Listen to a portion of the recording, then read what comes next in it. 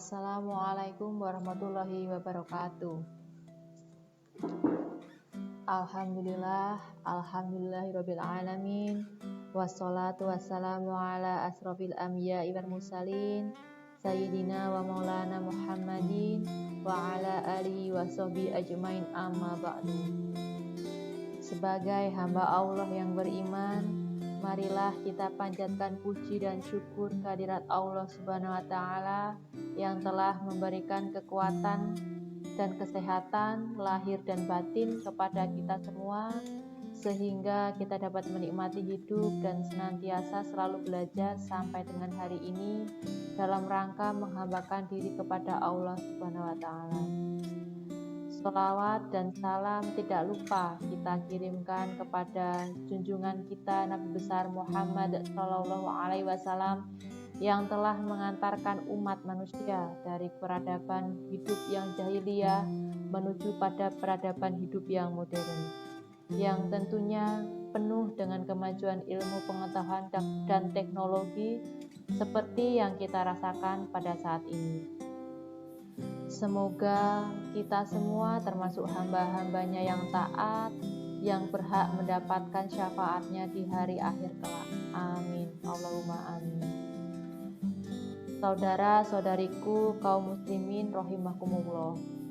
Sebagai generasi penerus bangsa yang akan menjadi akar bangsa Indonesia di masa mendatang, harus dapat mewujudkan cita-cita dan tujuan nasional dengan menjadi agent of change atau agen perubahan, dan juga agent of social control atau agen pengawas sosial, yaitu kekuatan moralnya dalam berjuang, karena pada intinya apa yang dibuat adalah semata-mata berlandaskan pada gerakan moral yang menjadi idealismenya dalam berjuang.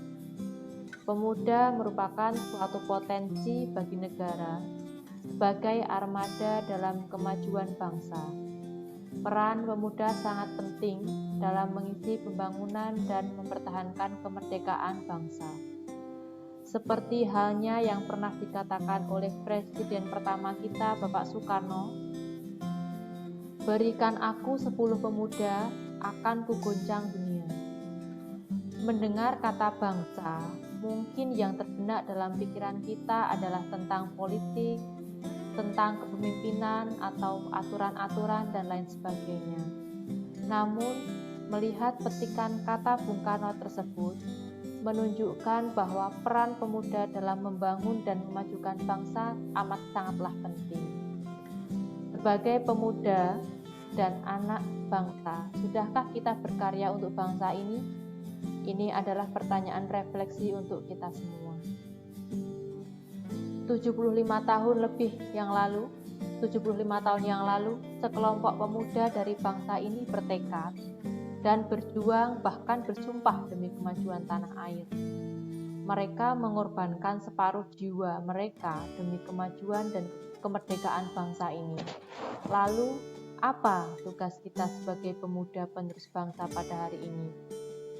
Apa yang bisa kita lakukan untuk Indonesia yang lebih maju?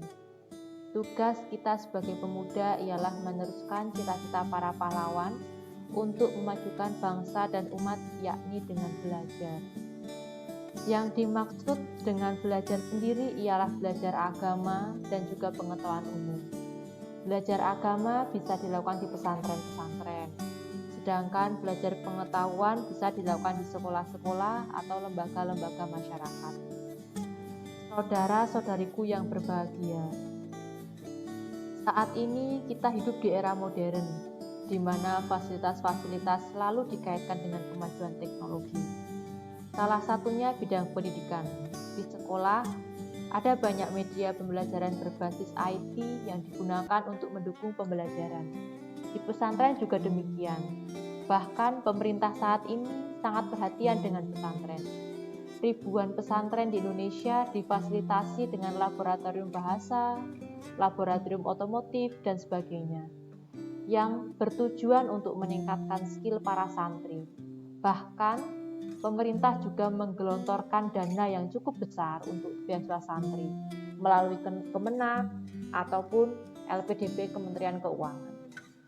Tujuannya adalah supaya pemuda pesantren, pemuda Indonesia semakin berpendidikan dan bisa memberikan kontribusi pada bangsa dan umat. Dalam Islam sebagaimana kita tahu bahwa ilmu sangat berguna dan menentukan.